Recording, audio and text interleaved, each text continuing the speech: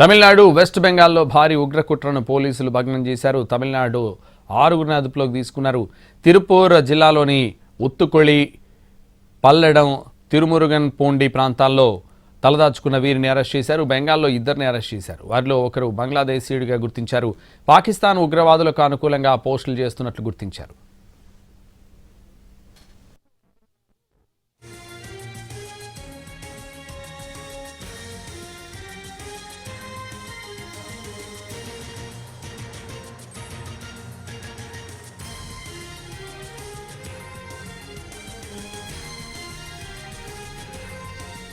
కేంద్ర నిఘా వర్గాల పక్కా సమాచారంతో Delhi police special cell, intelligence bureau అధికారులు సంయుక్తంగా మెరుపు దాడులు చేశారు.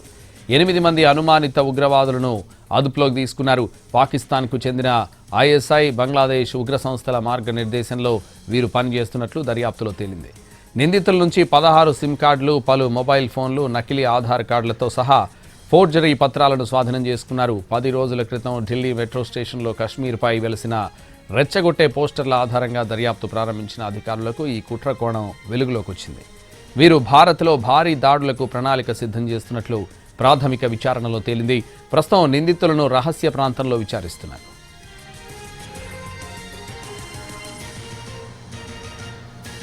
ఇదే విషయానికి సంబంధించి మరింత సమాచారం మా ప్రతినిధి కార్తీక్ ఫోన్ లైన్లో అందిస్తారు. కార్తీక్.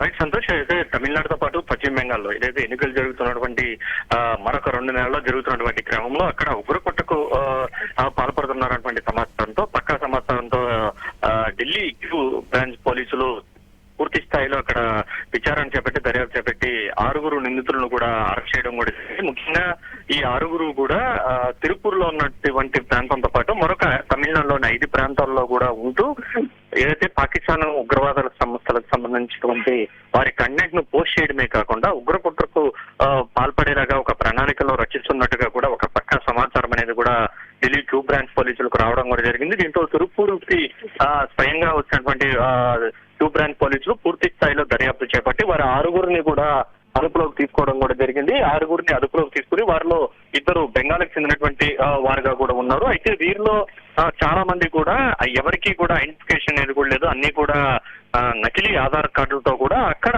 ఏదైతే తిరుపూర్ గార్మెంట్ ఫ్యాక్టరీలో ఒక సాధారణ కార్మికులలాగా కూడా పనిచేస్తూ కూడా ఈ వ్యవహారాన్ని అంతా కూడా నడిపిస్తున్నట్టుగా కూడా ఏదైతే పోలీసులు గుర్తించడం కూడా జరిగింది. దీంతో పాటు వీరి 6 అదుపులో తీసుకోవడం కాకుండా వీరి వద్ద నుంచి ల్యాప్టాప్లతో పాటు సెల్ ఫోన్లు అన్నింటినీ కూడా స్వాధీనం చేసుకున్నారు. మొత్తం 8 మొబైల్ ఫోన్లు, 16 సిమ్ కార్డులను కూడా స్వాధీనం చేసుకొని ఢిల్లీకి తరలించడం కూడా జరిగింది. వారందరినీ ప్రస్తుతం ఢిల్లీలో రహస్య ప్రదేశంలో విచారిస్తున్నారు. ఎందుకంటే ఎన్నికలు మరొక 2 నెలల్లో ఉన్నటువంటి క్రమంలో వీరు ఈ తరహా పేలుళ్లకు పాల్పడతారన్నటువంటి ఆరోపణలు వారి మీద ఉన్నటువంటి నేపథ్యంలో పక్కా ప్లాన్ తో వ్యవహరిస్తున్నటువంటి ఉగ్రవాద సానుభూతి పరులను అయితే ప్రస్తుతం ఢిల్లీ పోలీసులు అయితే అరెస్ట్ చేయడం కూడా జరిగింది. ప్రస్తుతం విచారణ అయితే కొనసాగుతోంది. సంతోష్.